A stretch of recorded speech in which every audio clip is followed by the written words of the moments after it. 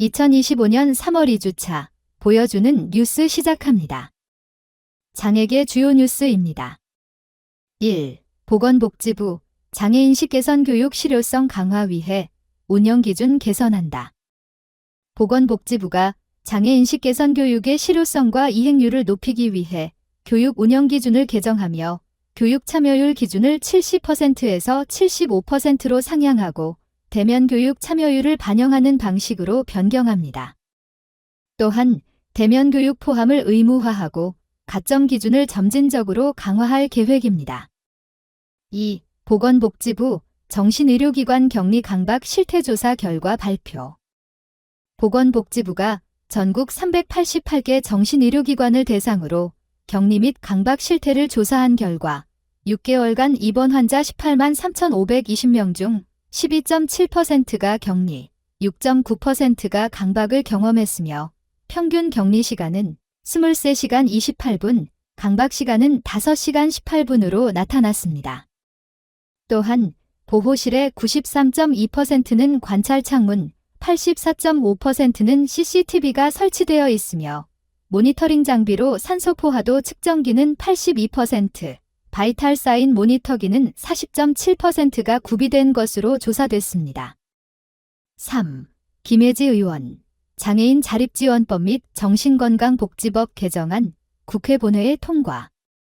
김혜지 의원이 대표 발의한 장애인 지역사회 자립 및 주거전환 지원법과 정신건강복지법 개정안이 지난 2월 27일 국회 본회의를 통과하여 장애인의 자립지원 서비스 강화 및 정신건강 전문요원 수련기관의 체계적인 관리가 이루어질 예정입니다. 김 의원은 법과 제도의 사각지대에서 어려움을 겪는 이들을 대변하며 지속적인 변화를 만들어 가겠다고 밝혔습니다. 4. 코리아나 호텔 장애인 편의시설 부족 논란에 공식 사과.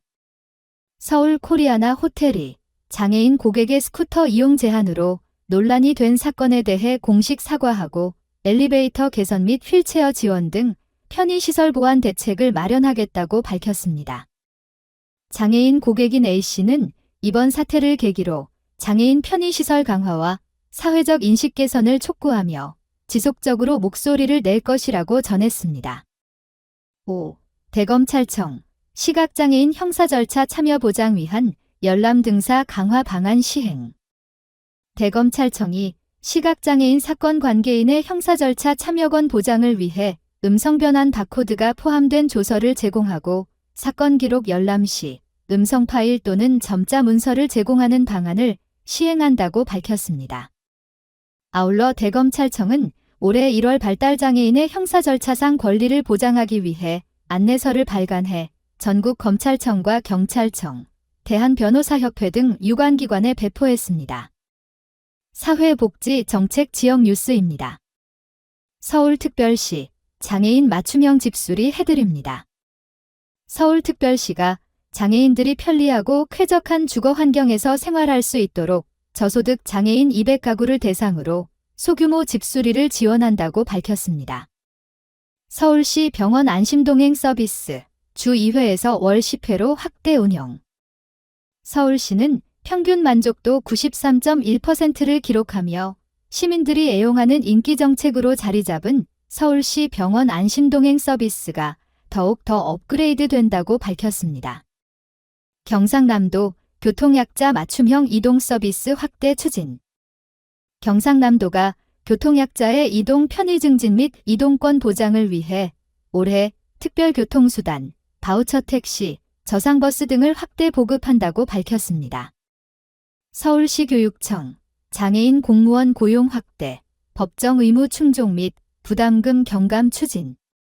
서울특별시 교육청이 장애인의 공직 진출 기회를 확대하고 공공기관으로서의 사회적 책임을 강화하기 위해 장애인 공무원 고용 확대 및 부담금 경감 대책을 2025년부터 시행한다고 밝혔습니다.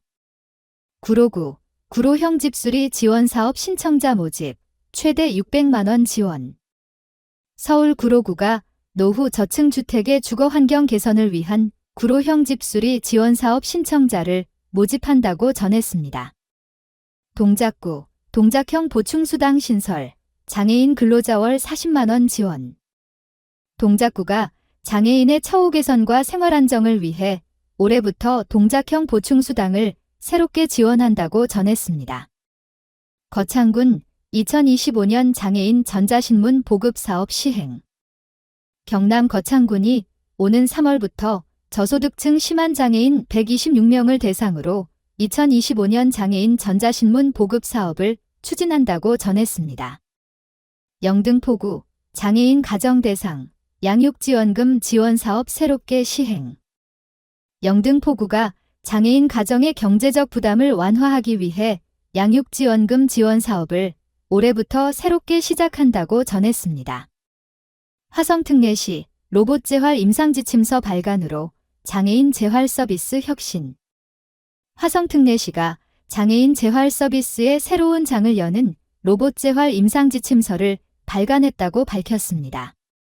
끝으로 가장 많이 본 뉴스입니다. 보건복지부 발달장애인 주간 활동 서비스 확대 시행, 돌봄 공백 해소.